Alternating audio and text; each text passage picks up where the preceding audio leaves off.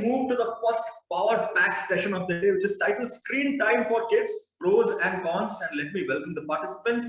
For this session, we are in conversation with Varun Dugirala, co-founder of The Glitch, podcaster and content creator, joined by Anand Vadkamkar, CEO, Dentsu India, Prerna Uppal, Chief Partnership Officer, Kidzania India, Uttam Pal Singh, Head Discovery India, Atit Mehta, Marketing Head, Think and Learn Private Limited, Byju's, Vishal Chinchankar, CEO, Madison Digital and Media Ultra. May I have the panelists on screen, please? Over to you, Varun. Thanks, Om. Good to start off the day with, I think, what's going to be an interesting discussion. I think we've all spent the large part of the last year and a half talking about how screen time is no longer something you can control. It's actually a part of life, not just for kids, but I guess for all of us. So I promise to make this less of a musical chairs discussion and more pointed at points. But to kind of start this off, I want to ask everyone that how has your perspective on screen time changed, especially in the last year and a half? From, let's say, before that, when it was, okay, do we give kids how much screen time kids have? Now saying, okay, they need to, the only way they can consume content, only way they can learn, only way they can get entertained is through a screen. So how has your relationship kind of evolved with that? I'm just going to go around with this one. They were one of the few times I'll do that, I promise. I'll start off with you, Uttam. Hi, everybody. Thanks, Varun. And I just have to say, like, to the beginning of it, that this has been one of the most interesting panel I'm part of because of the wonderful stalwarts people from the industry and the eclectic nature of it. So, and we're all connected, primarily, maybe we have kids at home, nephew, nieces, and ourselves who are going through that change. So very valid question. Initially, like, there was a certain time limit which we used to have, how kids have a school time, how they have a play time, and there would be a television time, right? But because of this whole pandemic and how we have adapted, the school has adapted to a virtual school, we have adapted to a virtual office, work from anywhere.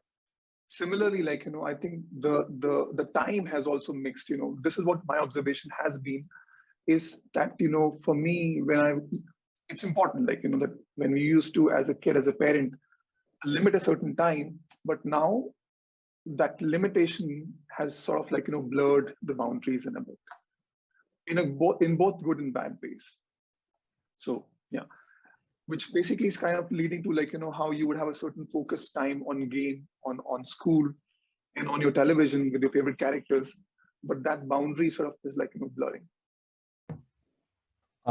Prerna, I'll come to you on this. You're on mute, Prerna.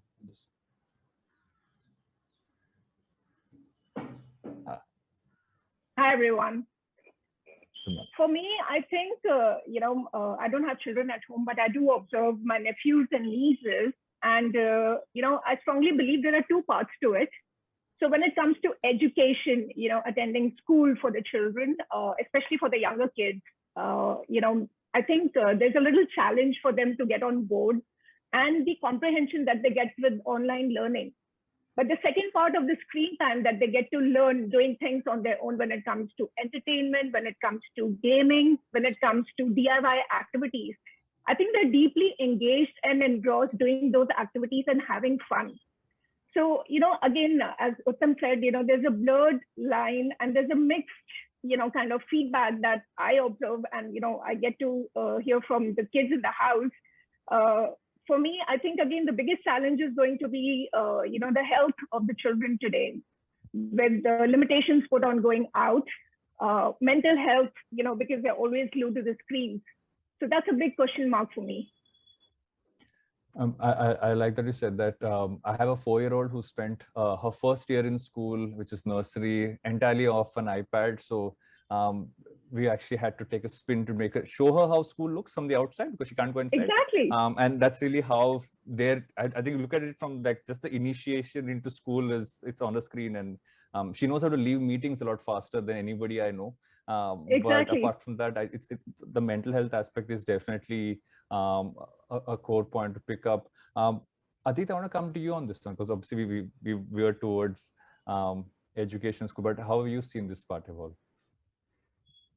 So the question is that how much screen time is good screen time? While all of us have been going through it, and it's not only about the kids, but it's also people like us who are spending now 8-10 hours on the screen. So the big question, and especially for kids, is how much of screen time is good screen time?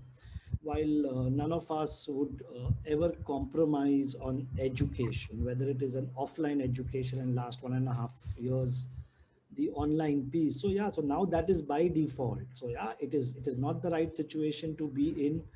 Plus they're not able to go out, so they're spending more time in the house, and then they're watching a digital screen or a television screen. So it's all about the screen. Yeah, so there is enough and more grievance and angst and agony and panic amongst parents, but there is nothing anybody could have done about this. But yeah, it's important as a parent or as a guardian that to control and define what is a good screen time. I think good screen time is an interesting term to use. I think that's very valid in that sense. But then talking to how it's kind of affected the entire market aspect of it as well. I'm going to pop in to the other two panelists here and have them both kind of come in on this. I'll start off with you, Anand. How have you seen this kind of affect how you look at this specific segment? No, that's true. I think what Uttam said or Tarun said or Prerna said, the screen time means I would sort of differentiate that. Earlier it was by choice, you would say, for parents or for kids. Now with education being 100% online, it's compulsion. So you can't take the screen time away. So I think, as rightly said, it's how much is the good screen time. I think that's something which comes into fore, because the softer aspect of this is one bit where the kids who are just starting the school, you're starting them off with being on the screen. So for them, if you see on the other aspect, the friends are what they see on the screen. It's not, as you said, right? You took your kid to the school to just show the school around. Earlier, it would have been physical interaction. So that's completely going away. So the contra of how much is the more screen time is actually, it's by compulsion, but how much of the physical interaction or playing with their kids or their sort of people of their age, their interaction, I think that's something we'll need to see in the long term, how that's going to affect. But I think it is not something which you can control. So as I said, earlier was choice, now it's compulsion, but we just need to optimize on how best we put to use actually. Vishal? Yeah, hi, morning everyone. So I'm going to just echo everything what everyone said, because that's the irony of being last. But my sense is, look, I've got a preteen.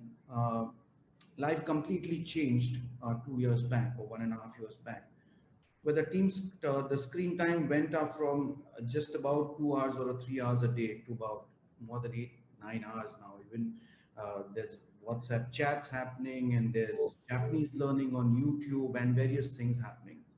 Look, my sense is screen time is going to go up. Is this a new normal? Are we going to live with it? Are we going to go back to the old habits? It's a little hard to say, but what I can say is that these kids are very tech savvy. But if it's harnessed well, and if it's like sort of,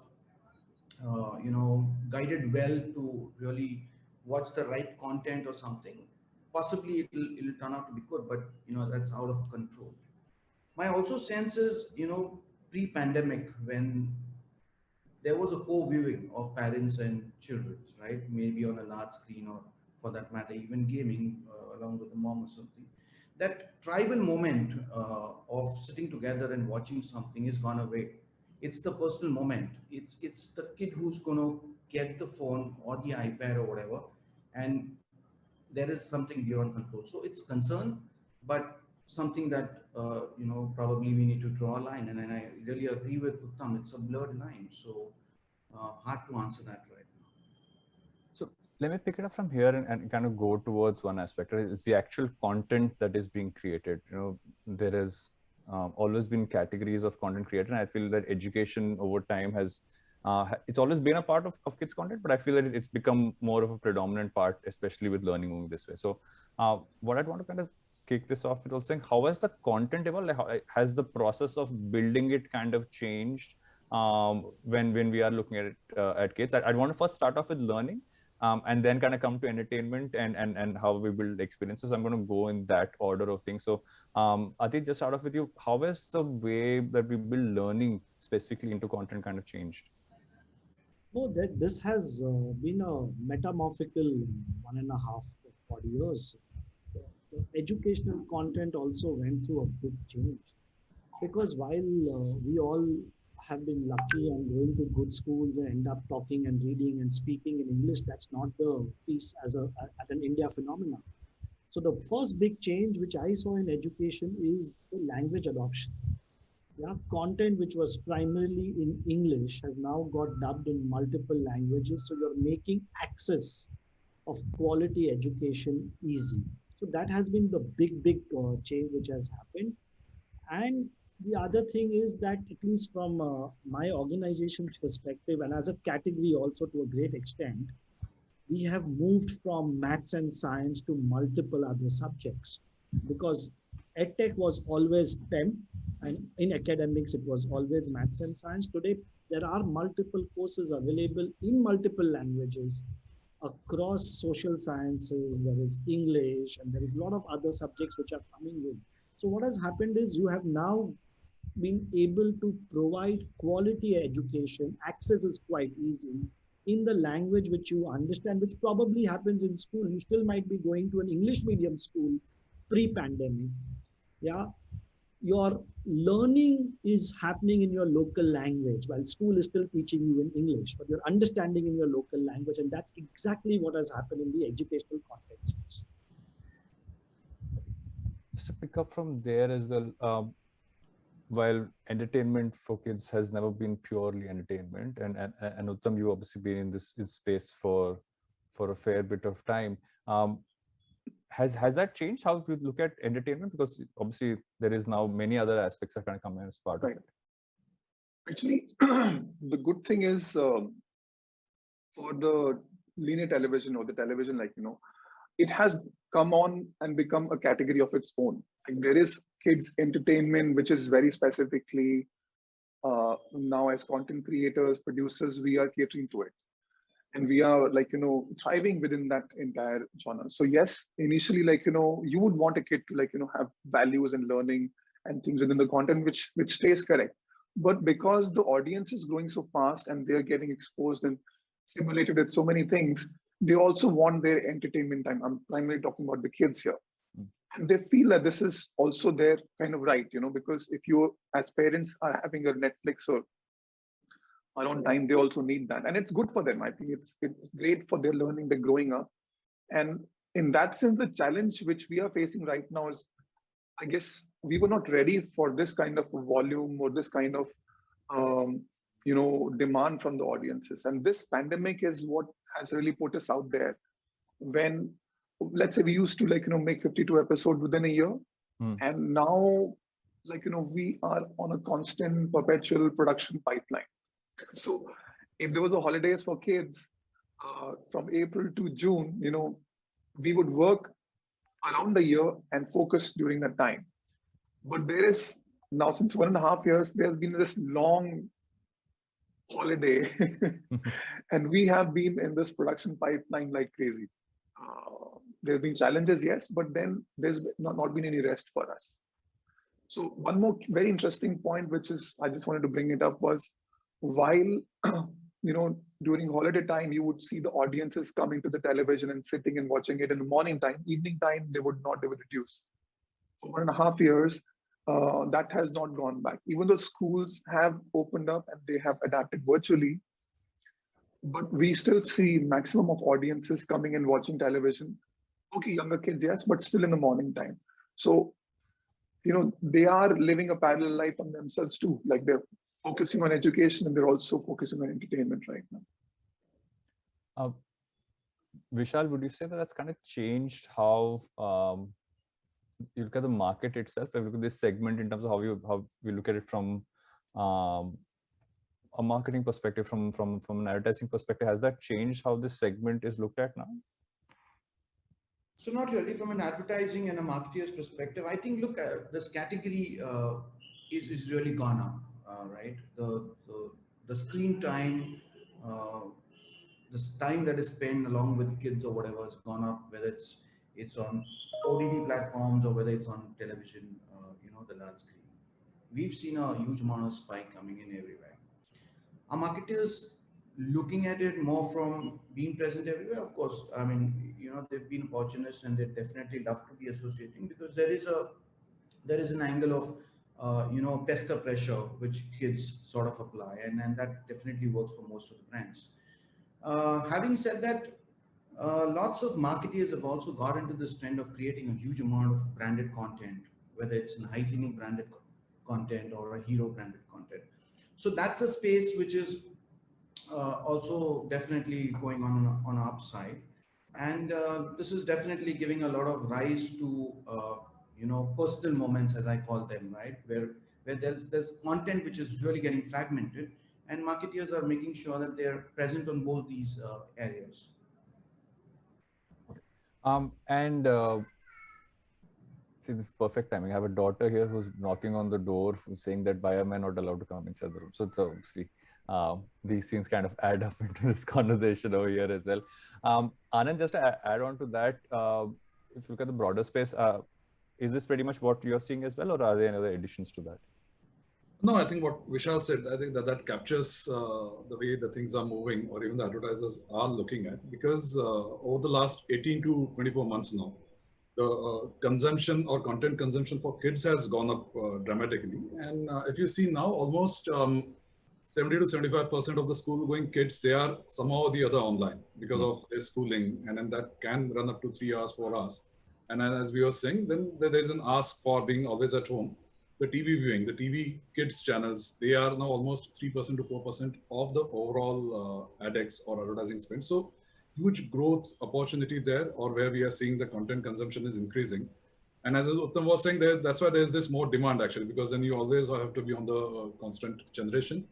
Advertisers are taking steps in that. Even a few of our clients who we are speaking with, it's more on those subtle brand integrations or working on IPs along with the platforms and sort of reaching out to the kids. At the same time, there's sort of more conservative view from some of the advertisers or some of the MNC clients as well. There is for marketing to kids, because you need to keep that in mind, that you don't sort of go all out and promote to the kids who are impressionable age. So I think that the whole thing comes in, and the ecosystem is evolving in that way. But from content perspective, definitely there is a huge growth potential. Prerna, from your perspective, because when we look at physical experiences and a lot of it has moved digital, how have you kind of bridged that? How are you seeing that happening? How are you seeing that it's now a hybrid model kind of going ahead? Are you seeing, and how do you see that evolve? For us, pre-COVID, there were a lot of challenges when we used to create experiences around tech, or, we had an experience around coding. And brand marketers used to ask us, will kids really learn, at such an early age? So I think it's a great opportunity for us to create new age experiences around edtech, around space. We've just had, Richard Branson doing this whole space journey, and we already have a space center experience which is ready. So I think the experiences that are getting created today, be it on the digital platform or, in the new sci-fi kind of an arena, they're becoming more relevant. And it's a huge opportunity for us to work around, these concepts, be it AR, be it VR, be it like, IoT hubs. We already have partnerships globally with the likes of OTT platforms, where kids are taught how to become a YouTuber, how to become a podcaster, and also how to become a content creator when it comes to creating content for platforms like Netflix, or it could be something on the edtech platform.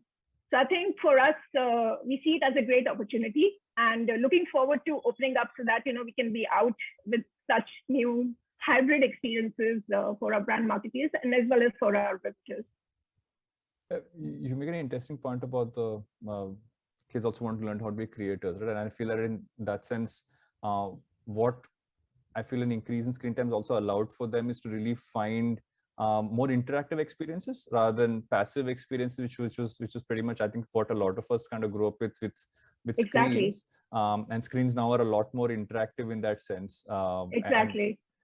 But do you see that in some way that you still see physical being a strong part of that? Because I'm guessing that a lot Yes. of it will kind of be. So do you see that balance Yes. shifting back then a lot more physical? Definitely.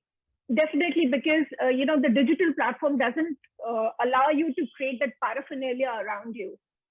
Just to give an example, we've got a partnership with a radio partner, wherein kids get to become an RJ. So you have the whole studio set up.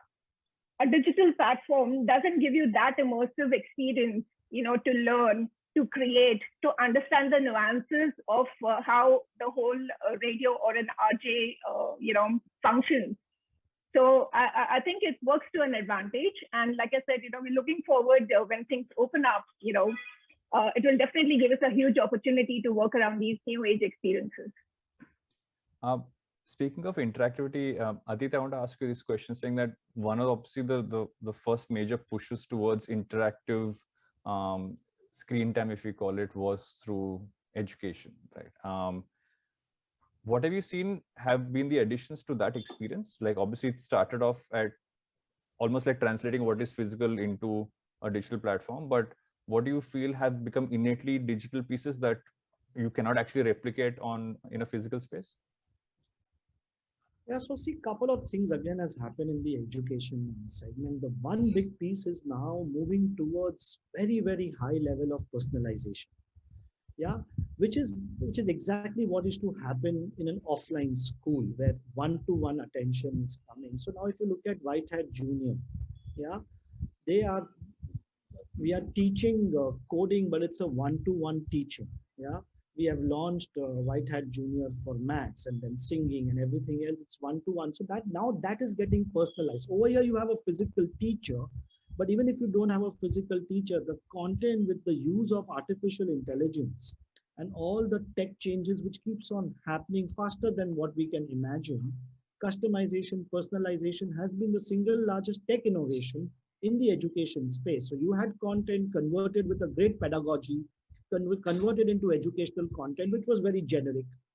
Last couple of years have made this generic content very, very customized and personalized. So if I'm in a fifth standard, I want to go through a chemistry video, and if I'm weak in chemistry, I will not be shown a high degree of understanding. I will start at a very, very base level. Once I understand the concept, and then I can keep on adding the difficulty factor. So that level of customization on a one-to-one basis is what has been a phenomenal change. And when you look at that specific aspect, just as a follow-up on that front, as we get more and more personalized, do you almost see this as, I mean, I'm flipping the hybridness here, is that when you look at physical schools kind of coming back, physical institutions kind of coming back, would this almost be a prerequisite to them actually being able to teach better and to be able to educate better? Oh, absolutely. So most schools have adopted LMSs. So Google Classroom, for example, has a phenomenal LMS. Yeah, schools have adopted LMS. What happened is, while nobody realized this, our teachers were ill-equipped to teach online. They are very well placed to teach in a blackboard. Life changed in a matter of weeks from a blackboard to a digital screen. Yeah, so they are now using content which has got created, which is then customized and personalized. They act as that one-to-one connect with the student on a platform like this. And students are then learning the way they used to learn at school. So now to go back to the first point, that this is the good screen time. Yeah. Yes. Because parents were worried. There was a learning loss expected. We were talking about 1 year or probably 2 years of learning loss. Thankfully, it has not been the best scenario, but whatever we ended up doing, I think nothing could have been better than this. So at least we eliminated the learning loss for students across the country. Yeah. Speaking of good screen time, there's also the screen time that kids have where they just want to consume really random content, right? And I feel that all parents at some point, we're all guilty of handing them that screen when we aren't able to keep their mind occupied. I'm guilty as charged on that front for many times. And a part of that consumption obviously is how they're advertised to. Anand, you mentioned this a little earlier about how some brands are looking at this. What are you seeing as the right ways to advertise to this segment, specifically because they are also consuming? I like I'm going to stick to this good screen time, not so good, and not so is I think what I'm going to use as the other case. So how do you look at that? That's right. So as I said earlier, right, means it's again dependent on the advertiser as well, but that's effectively being responsible advertisers or marketeers as well, because the content which is generated, you would sort of ensure that that's kid appropriate or that the right content is delivered to the right audience. That's something when we are speaking of personalized content or sort of personalizing the messaging to the kids. But I think from advertising as well, at times advertisers do try to focus on, because of the pester power of the kids, because the kids might influence the decision making. But as overall the advertising also has evolved, many of our clients have put in this self-regulation in place in that way that they would not advertisement. Some of them have gone to the extent of saying that there's a program where there is a viewership of 12 years and lower. We would not even get into that program for advertising, because we want to keep away from there and not expose to the kids to that aspect. But the kids, when we speak about, they are of quite impressionable age actually. Means the celebrities, or you talk about the OTT platforms, the YouTube celebrities over there, I think they also become quite important. So the messaging that goes around, it's more on us as advertising agencies or advertisers and marketeers to ensure that we are taking the right messaging across and following that self-regulation actually when we get across. So as Atif was also mentioning, as it has started evolving over the last 18 to 24 months, it suddenly has expanded as well quite a lot. So in Western world, that has evolved much more. I think in India, we are sort of starting on that. The content generation has started, or we are creating content which is sort of expanding now. So it's an evolving journey. But as advertisers, it's definitely more responsible advertising and sort of being responsible in the way we reach across. I think that's going to be important as we move along. Vishal, I just want to get your perspective as an add-on to this one is especially when we focus on digital and we look at how consumption there is. Are you seeing the kind of content veering a lot more towards for you, lack of a more refined term, less advertising content, and more relatable in that sense for kids especially? So I'll just break this question in two parts. So one is obviously I'm going to, I agree with Anand what he said. You know, there is a rule book for marketing to kids. Definitely there are universal standards which are followed, especially in categories like food and beverages, where you've got to address the concerns like the obesities and the near abilities of the child and all that. So one, obviously that's something that we're pretty cognizant of, and definitely it's something that we even tell brand advertisers to just to be pretty cognizant of that as well. There has been some bit of an innovation. While there is your normal GRPs that I can buy and the normal areas of having advertising within the right content is something that I can do, whether it's any platform, whether it's YouTube or Hoot Kids or Disney Kids or whichever kid, right? I think some of the brands have also, and giving it a lens more from an experimental marketing part, which even Prerna spoke about it earlier. I think brands have also evolved in creating this personalized moment with the children's, right? Brands like MACD, which created something called as an Happy Meal, promoting why you can download, you can play skill-based games, blah blah blah. There's another brand called as Fevicril. They created something called as a Fevi Create, right, where they taught origamis. I think these sort of activities that marketers would look for really captured a lot mind share. Obviously, that's not us. That wasn't largely huge scalable sort of a thing, but there's a lot of one-on-one sort of a marketing that happened at the same time. And obviously, you had all these other platforms which gave an opportunity to be present with the right content as well. So choosing the content obviously became more prerogative then. Okay. That totally makes sense. And So, yeah. No, I think just an add-in point, like, to what, everybody was mentioning here, the broadcasters, one thing, like, which you've really done really wonderful for the Indian broadcasters, and this is a story which is specifically for India as compared to rest. is that like, we've been able to create some really wonderful characters, characters who connect with the kids on a wonderful level, like, and once you do that connect with the kids, then those characters can transcend and create even wonderful value for advertisers, even for education. I'm giving an example of Little Singham as a character, like, which was adapted from with Rohit Shetty from a Bollywood movie, but then pure entertainment, but with the values which brought in, it was able to like, get the same values which advertisers could connect with. The same, like, when we launched preschool learning app on Little Singham, it like, was really a blockbuster hit without even getting into huge marketing around it. Plus the school contact program, where the parents as well as the school, like, would really want the characters to come and, connect with the kids. So I think that is a nice bridge, which, is being is like connecting between the education part and the entertainment part, and it's bringing value across the platforms, So just adding to that point. Prerna, you had something to add in. Yeah, I would also like to add, kids today, and not just kids, even the adults, they're more aware of the natural resources that they're surrounded by. They're aware of the environment. And hence it becomes very imperative for us, to kind of start making them, or, getting these values of taking care of your surroundings, your environment, in a very, very, again, entertainment kind of a platform. Out here at Kidzania, we've created a concept called Center of Sustainability, which teaches, concepts of water management, which teaches concepts of rainwater harvesting, simulated farms, hydroponic gardens, recycling and waste management. And the idea again is we strongly believe that, the kids today can really bring in the change,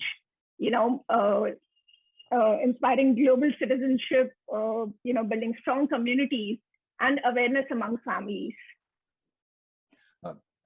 I love the points both of you made, and specifically looking at how kids today, what they're also kind of learning has a lot more to do with not just base level education, also they're learning about values a lot more. I'm not saying we didn't, I just feel that it's now seamlessly a part of so many extensions, and the Little Singham extension was something which is fabulous, just because you're taking something that's pure entertainment and then kind of spreading it out over there as well.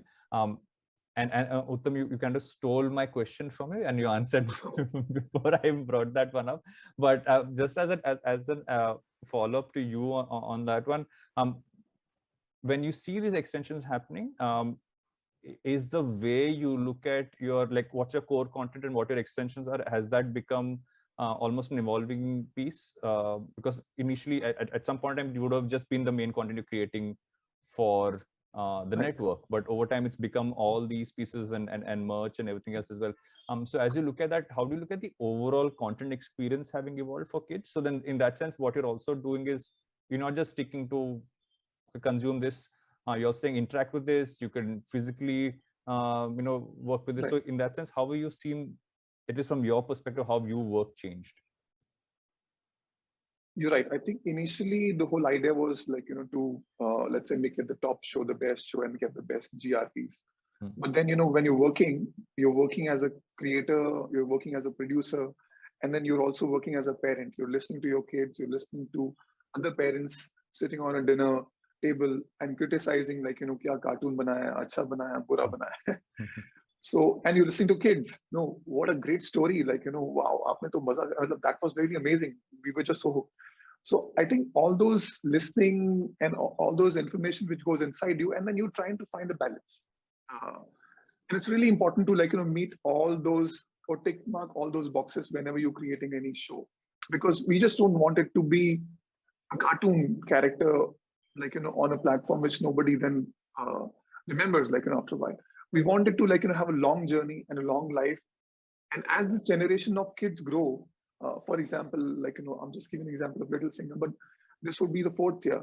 Now, more younger kids generation would come in, and because, older generation have seen it and we are still very fresh, they would still come and connect with it.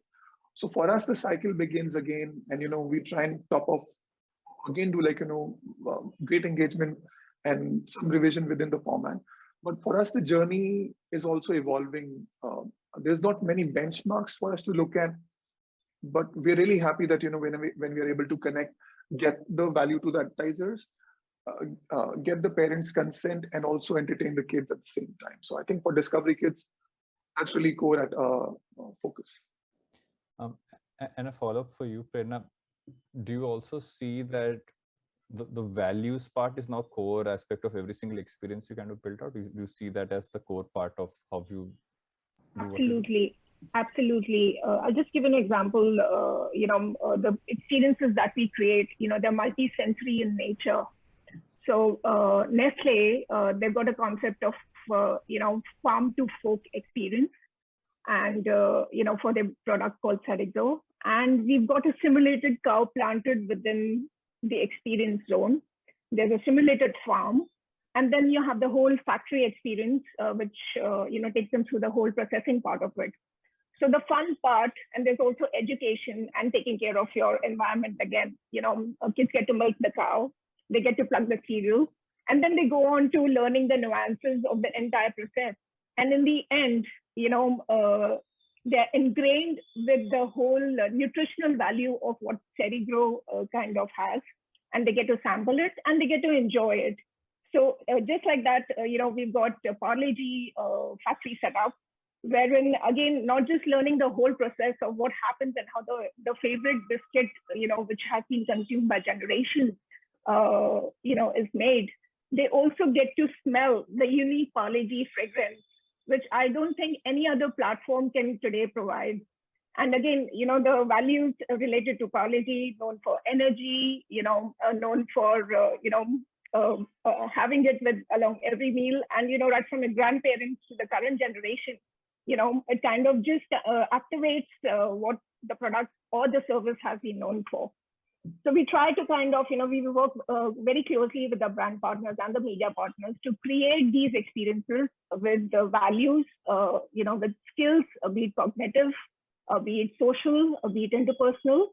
And we try to imbibe these through our each and every experience. And that's our core. I want to pick up on this and kind of go back to what we started off with when we start talking about screen time itself. And we've discussed different aspects of it, discussed how things have evolved in it. But as we move towards a scenario of over time physical experiences kind of coming back, what do you see are the challenges to balance the amount of screen time that kids have been now have had access to, and to pull that back? How do you see that changing from the consumer, which is the kid in this context, but also on the other end, how do you see it changing for how all the aspects of what all of you all do change as well? So I'm going to go a little round robin on this one here. So I'll start off with you, Vishal. Sorry, can you just repeat the question, Varun? The question is that as we go back to a lot more over time physical kind of coming back, and not just pure digital ways of interaction for kids, and screen time will go down, how do you see that changing the consumer and mindset, and how they interact with the kid? But on the other end as well, how you look at the market and how you kind of do what you do change as well? Look, I think in my mind, as I kept saying, there was pre-pandemic and life was normal, and then pandemic happened, and today there's a new normal, and there are certain habits which are going back. There are certain habits which are there to stay. From a consumer lens, and even from a kid's lens, especially, I think these habits are there to stay, because as I said earlier, these kids have become more tech savvy, and I don't think these habits are going to change, because it's somewhere the hardware has become a part of their pocket. I mean, it's always in the pocket. So we got to probably live with it. Maybe make sure that the right sort of content is, as a consumer, again, the kids are consuming the right set of content. From a brand's perspective, it's an opportunity definitely for a brand from a marketing perspective. As we spoke about why kids are more influential when it comes to brands, keeping in mind all these things. If brands can really take a positive way, or some sort of I would say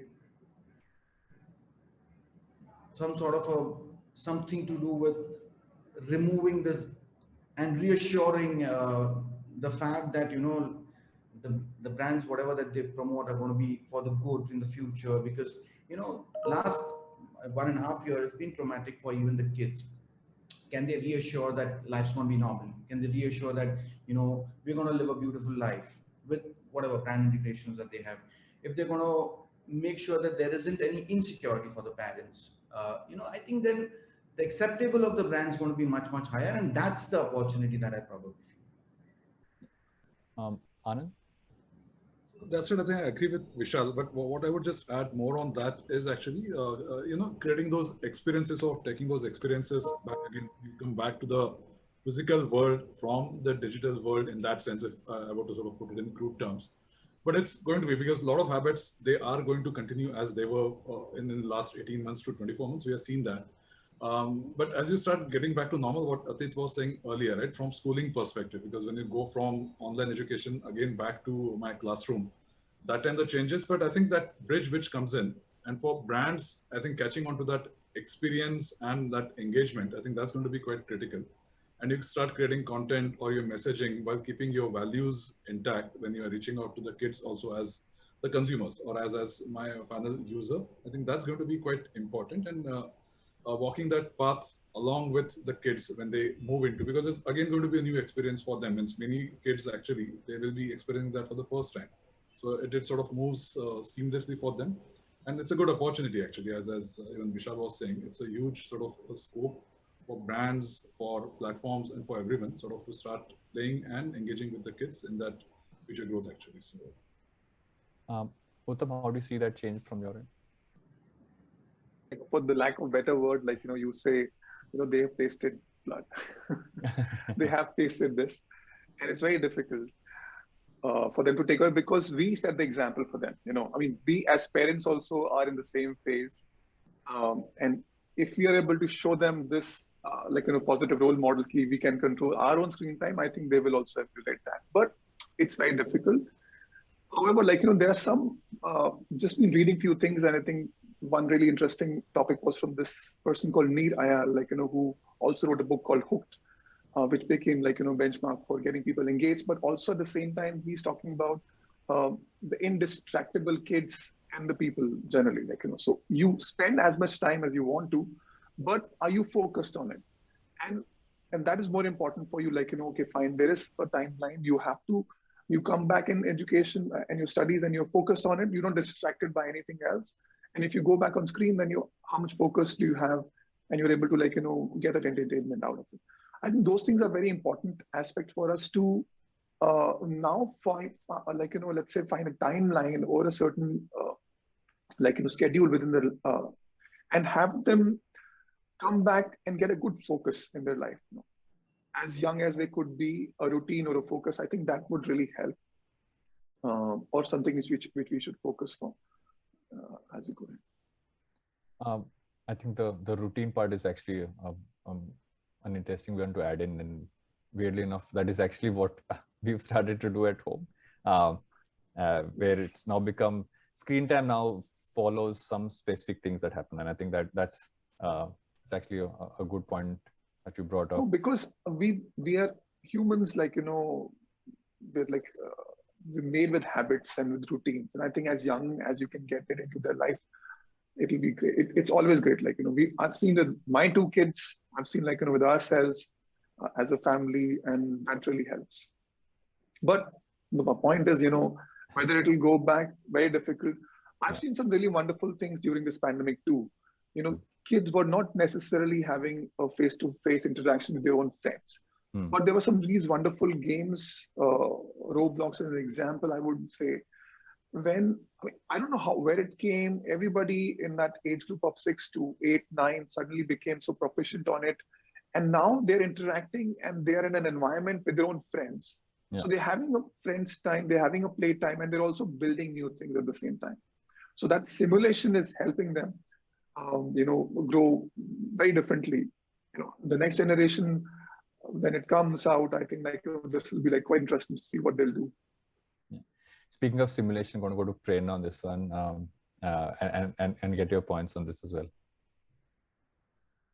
when it comes to us, I think, we're also working, or, the idea again, or the biggest challenge for us was always, how do we, kids were already engaged through these experiences, and, parents had to wait out.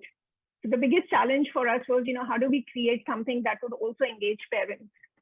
And that's given us, an opportunity to kind of, create experiences or simulated formats, not just for children, but for families who can come together as a unit and enjoy doing these activities while learning, the whole nuances of that branded experience. Just imagine we've got something called as a dubbing studio, where the joy of coming back, behind the mic and narrating a dialogue, of a cartoon character, even as an adult, it gives me such excitement to do it along with my kids. So I think, for us, it's been really, opening up of, a sky of ideas, to create not just for kids, alone, but also for families together. Actually, I want to take this to the other side of things, and I want to come to you, Anand, on this. Is that what do you see are the key problem areas that we'll have to work to addressing from now onwards, especially, and what's kind of been created with the amount, not just the amount of screen time, but in general in this segment per se? So I would say on overall basis, means one is when we are speaking of, I won't call it problem areas, but I think I look at them more as growth opportunities as well. But there are other aspects which come in. But one definitely is, I think we did refer to some time back, was the content which is being generated, right? Even Uttam mentioned about that availability of good quality content on ongoing basis. So there is international content which is available, but I think that's getting it available for the kids. That's one aspect.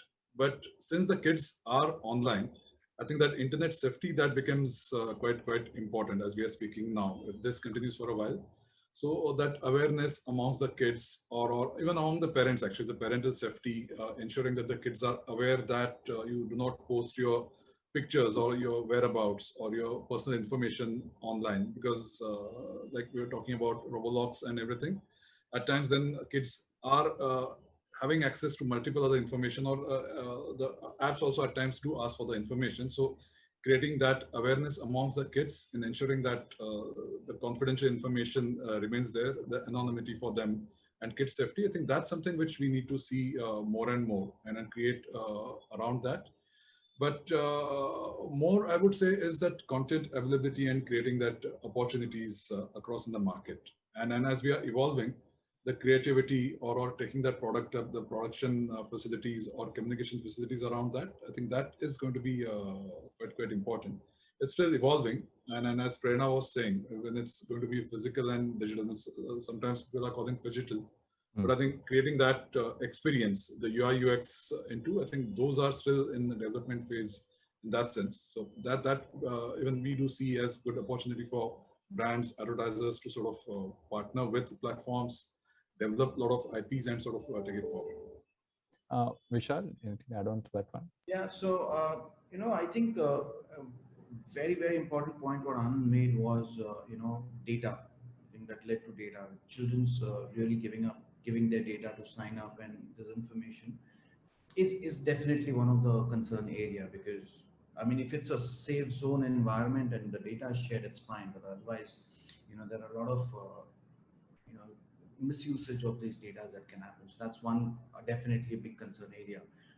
The other one, which I would probably say is what happened during this just between pandemic, is PUBG sort of took a big scale. Gaming was definitely going up, and kids were engaging in gaming was massive. The time spent on gaming went up.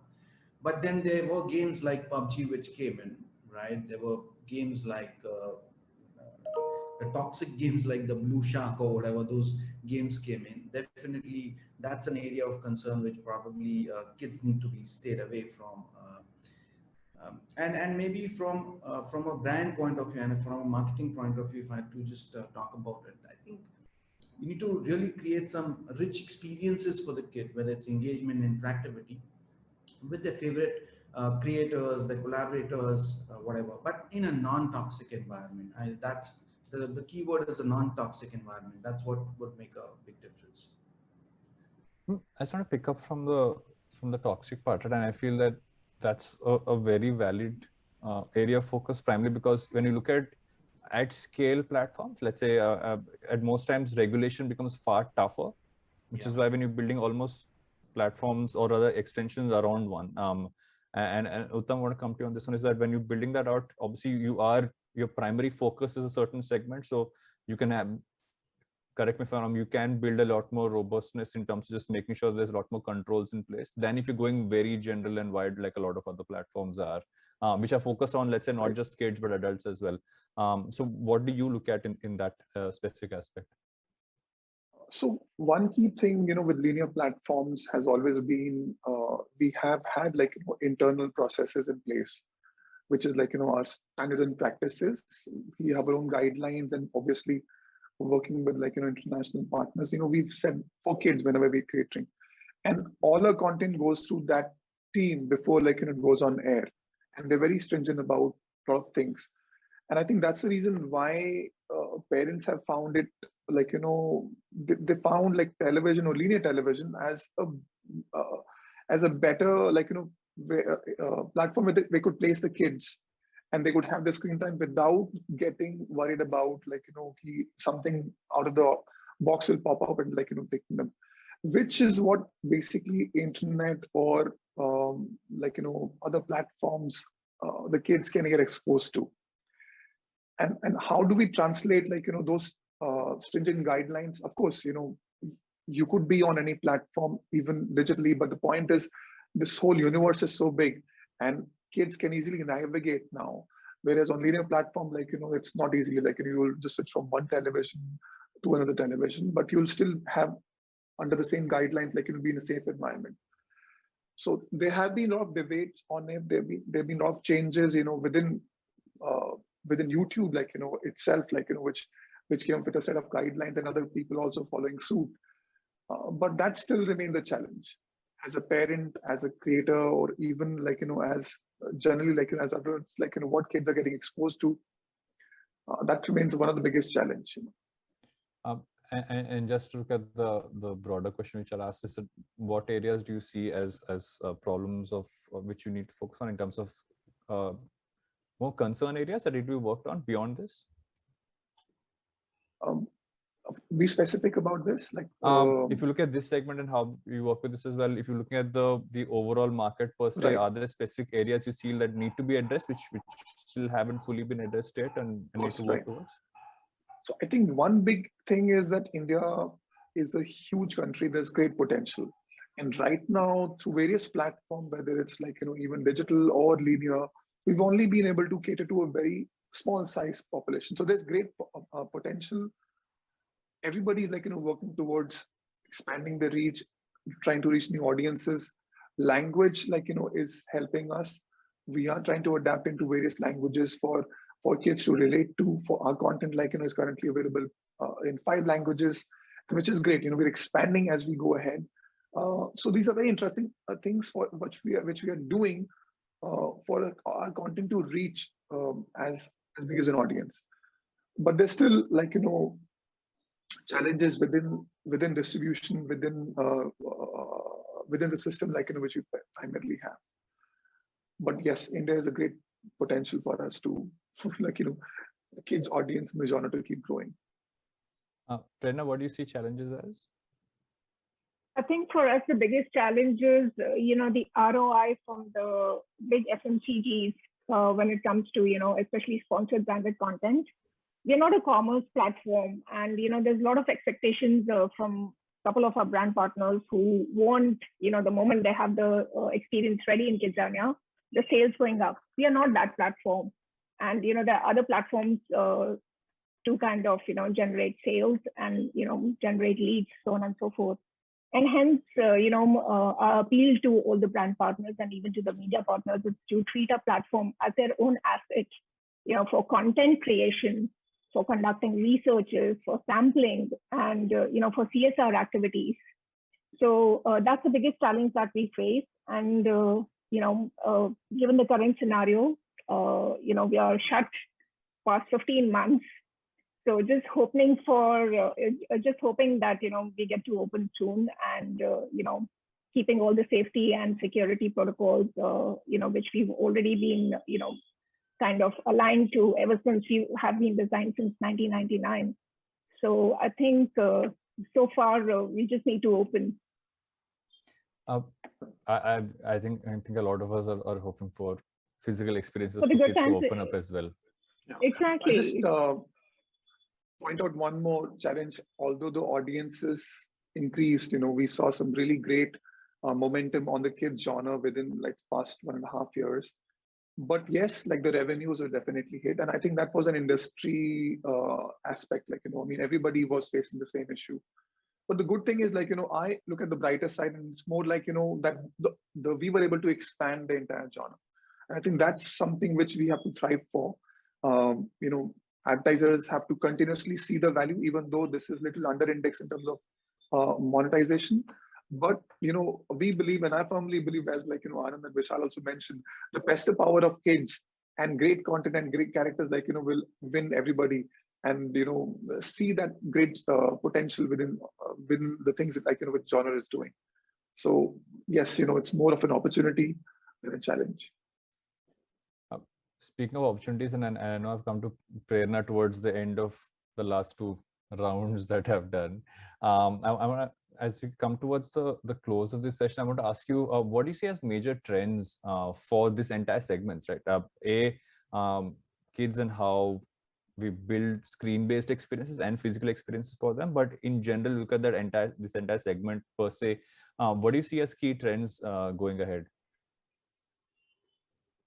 I think the key trends for me again is, with the layer of technology embedded, both in, physical formats as well as in few linear formats as well. It's going to be around, keeping the content relevant in terms of, by doing new age experiences. And, for me, again, experiences or, content which teach values and which make kids aware, self-learning, being independent. I think that's going to be the key trend going forward. Anand? Okay. So that's right. I think that experience or UI UX is going to be quite critical. Digital will remain to be core, and video, voice, and vernacular. We haven't spoken much about voice, but that's something which is also quite prominent. It's your Alexas and then Google and then Siri. That's something which is going to be important as it evolves on that. So backed by that, the gaming or user-generated content, that also will go in. As we are talking about Roblox or kids generating their or creating their own games and expanding on that, I think that's going to be much sort of evolved as YouTube's and other aspects actually as it keeps on going. I like the fact that you mentioned voice assistants. And I think I've referenced my daughter way too many times in this entire session, but she's still confused why one is called Alexa and one's called Siri and interchanges them. So I think at some point that will really be a learning curve. We'll have to let a lot of them kind of go through. Vishal, I'm coming to you for what you feel are the opportunities or other trends moving ahead. So I believe that these trends and the changes that we've seen are here to stay, and that's my perspective. Areas like gaming, areas like the personal moments that I spoke about, whether it's YouTube or whether it's DIY content, it's there to stay. And we will see probably a lot more and more consumption of this sort of a content coming in. And that's a new experimental content or an interactive content, what you'd probably like to say. I think moreover, that's more from a consumer point of view, and a trend which probably from a brand point of view, if I had to probably look at, is I believe that most of these brands will take this area or the tonality of reassurance to the clients, the area of removing the insecurities of the parents. So I think that possibly is already coming in when you look at most of the communications, especially in the categories of F&Bs and the immunities and all these things. But I think that is a new trend that will probably come in, and immunity as a word will be there to stay. Uttam, I'm going to have you close this one off with what you feel. I think everybody's said some really wonderful key points. I'll probably end with a little gag from my end is the word, when it comes from the kids, and it says I am bored. I think that will keep us on the edge. To always keep on innovating, to keep thinking, yeah, what is happening? It's content बनाए, इतना अच्छा movie बनाया, and I'm getting bored. So I think that will keep us on the edge of things. Although at sometimes I would love the kids to get bored. This is really wonderful because they're so simulated right now. There's so much thing for them to absorb. Just seeing them, getting bored is not a bad deal at all. I think that's actually a great takeaway, that I think that if we all need to get a little bit more bored more often. I feel that our tendency to kind of, when we move away from one screen, I think we move to picking up another one with our hands, right? So I think getting bored is, I think, a good way to kind of close this one off. I hope the audience wasn't bored. I think it was I enjoyed all the insights that came into this session, and thank you everyone for taking the time, and that's it for the amount of screen time we have on this session this morning. Thank you. Thank you everybody. Thank you for having us. Thank you, everyone.